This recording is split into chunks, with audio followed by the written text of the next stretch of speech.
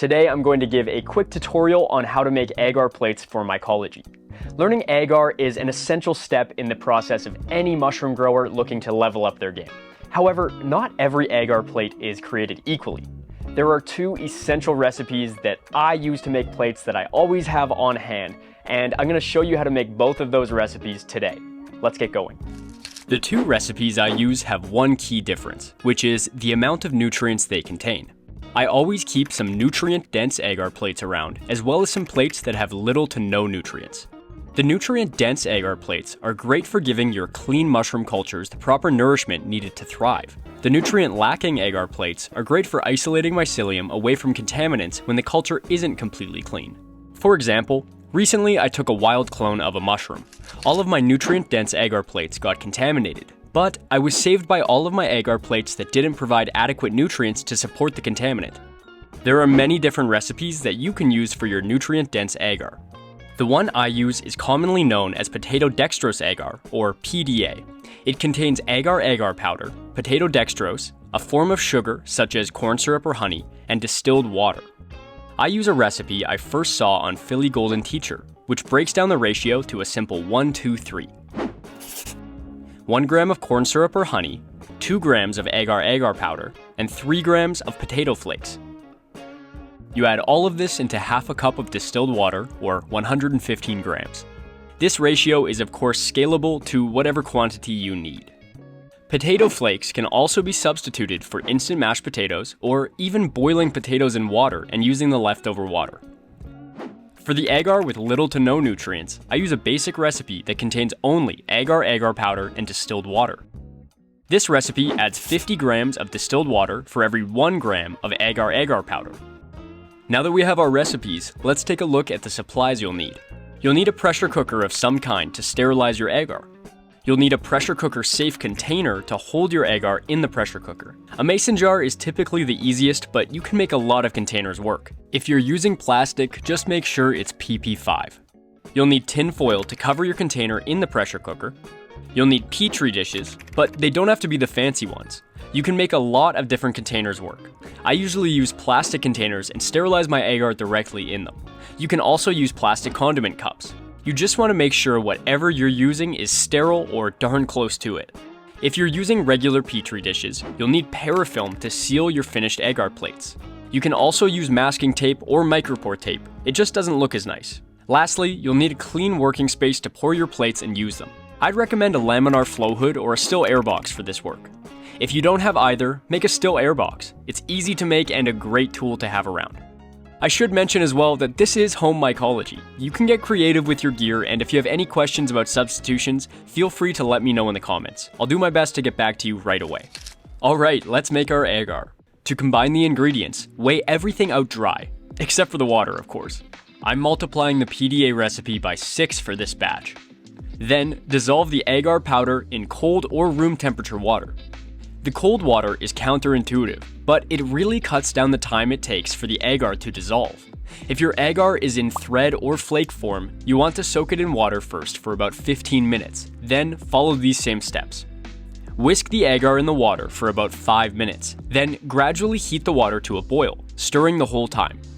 Once at a boil, slightly reduce heat and continue to stir, keeping the water at a simmer.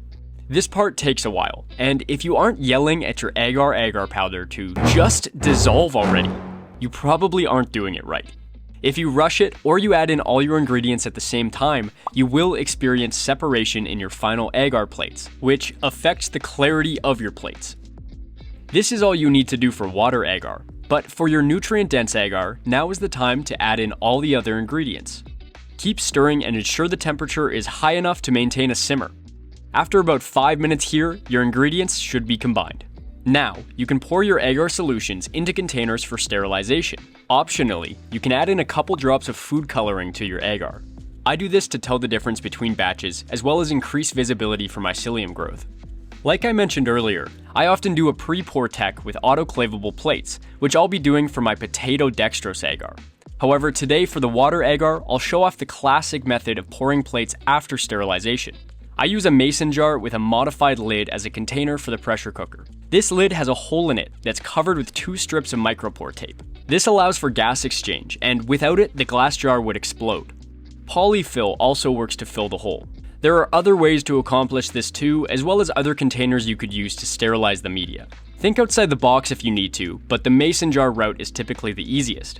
If you're using plastic, you want to make sure that the plastic is PP5, as this will hold up well in the pressure cooker. And again, you need to make sure that gas exchange is possible in your container, so you'll either want to have a hole poked in the lid or make sure it's on there loosely. This allows steam to get in and actually sterilize your agar. It also prevents pressure from building up in your container, causing it to crack, warp, or melt. Fill your pressure cooker with a safe amount of water to accommodate a 30-minute sterilization at 15 psi. For me, that's about 3,000 milliliters to be extremely safe. I go to a certain line in my pressure cooker that has developed over time. I'll often reuse distilled water as well for back-to-back sterilization cycles. Also, to avoid cracking, melting, or warping, use a barrier between the bottom of the pressure cooker and your containers. Lastly, before beginning, add tinfoil to the tops of all your plates and jars to keep excess water out of them. This is important, and I have a note specifically in my recipe book reminding me to do this. Don't be like me and don't forget your tinfoil. Pressure cook your agar for 30 minutes at 15 psi.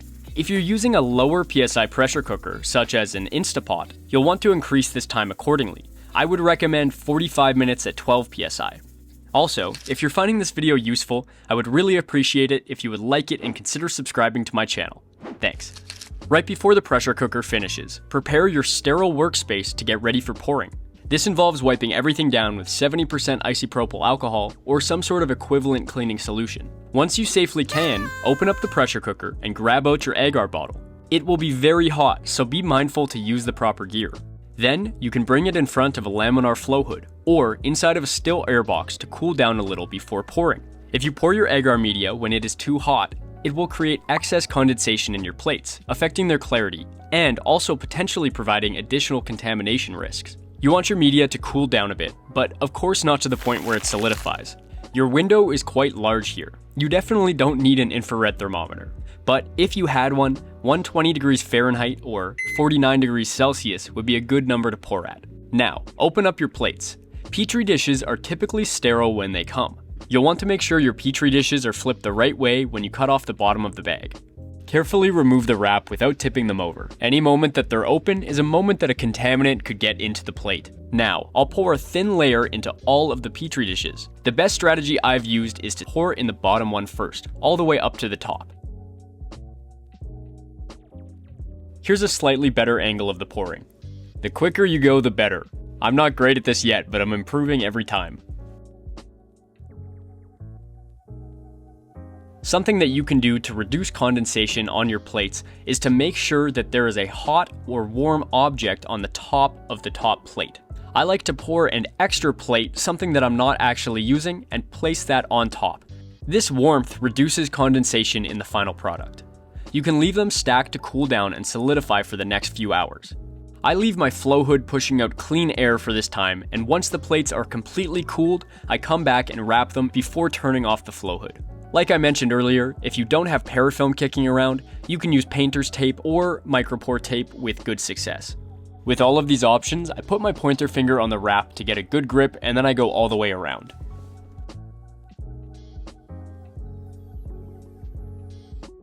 And there you go. That's all it takes to make your very own agar plates.